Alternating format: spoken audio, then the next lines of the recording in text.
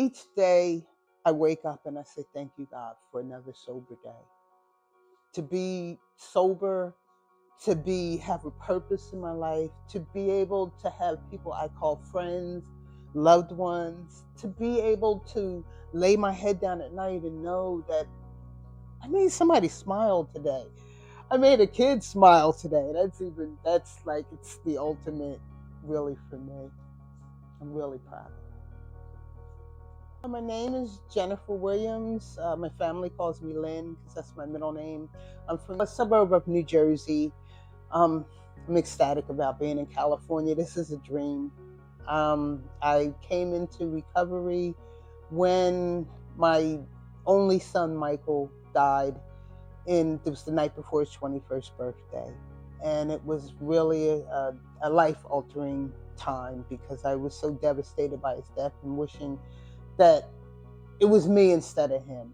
But I knew he wouldn't want me to be in grief mode, so I had to get into recovery because I was kind of like straddling the fence at that point in my life, and that was the turning point. So I went into the Walter Hoban Home, which is a recovery house discipleship program in Garrison, New York. It was actually a mansion on a hill. It was unbelievable. The place was like living in a Christmas card. This is where I really learned about the love of Jesus Christ. I learned about how God had a marvelous plan for me. Before that time, I really grew up in a situation where I was raising myself in a dysfunctional family, but me, the family that I lived in, I had no idea what dysfunctional meant, or that everybody wasn't poor and struggling. So I did the best I could, but it was just a life full of drugs, alcohol, and trying to be the perfect child to stay out of trouble, which of course didn't work. Upon my son passing and finding out about the Hoving Home, I went into recovery, and that made a difference in my life. I stayed in New York for a year. Then I went to the Teen Challenge Ministry Institute in Florida. I went through an internship in Alabama and in Philadelphia, and ended up working in Philadelphia Teen Challenge. Life was good. I stayed in recovery for over 10 years. I just grew in love with God and allowed Him to use me as a vessel. Unfortunately, I got injured on a job, and I forgot all about that I had a problem with alcohol. I didn't drink wine, so something in my brain, I guess, denial, just told me, oh, it'll be fine to drink some wine. I was in pain from a torn rotor cuff, and I just drank wine to go to sleep, help with the medication. I figured that would be fine, and unfortunately, it wasn't. I was back to the races, back to the Holding Home again. This is within a 20-year period, of course. Like I said, my son passed away in 2003, and so from 2003 until 2013, I was clean and I was sober and life was good. But the enemy is cunning, and he just really was out there waiting to get me. Once I started drinking again and I forgot about my addiction, my problem that I had with alcohol and drugs, and fell back into addiction.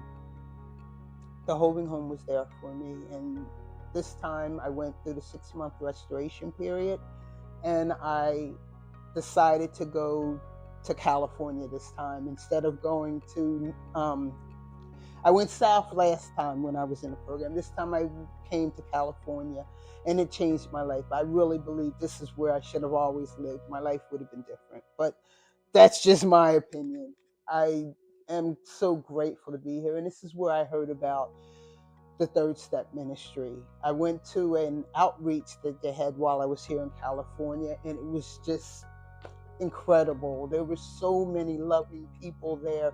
So many, I mean, we had a prayer team, we had jewelry. I'm not much for wearing makeup, but there was even a tent with makeup and bedazzled jewelry. It was so exciting. I really was blessed by it. Upon completing the program, what they call completers program, where after restoration you come and you work and you pay a portion of your income for housing. Once that time period was up, knowing that I wanted to stay in California, I needed help. And this is where Third Step Ministry came about, helping me with the housing fee for my stay here. And this is how I ended up in Torrance, California. It's a dream come true because I love the beach. It's seeing God's glory and just being in an environment where, like they say, this is a balanced city.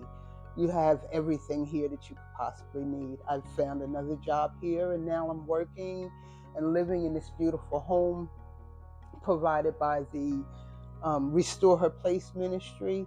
So between Restore Her Place and Third Step, I am just truly blessed. And I'm so appreciative for everything that you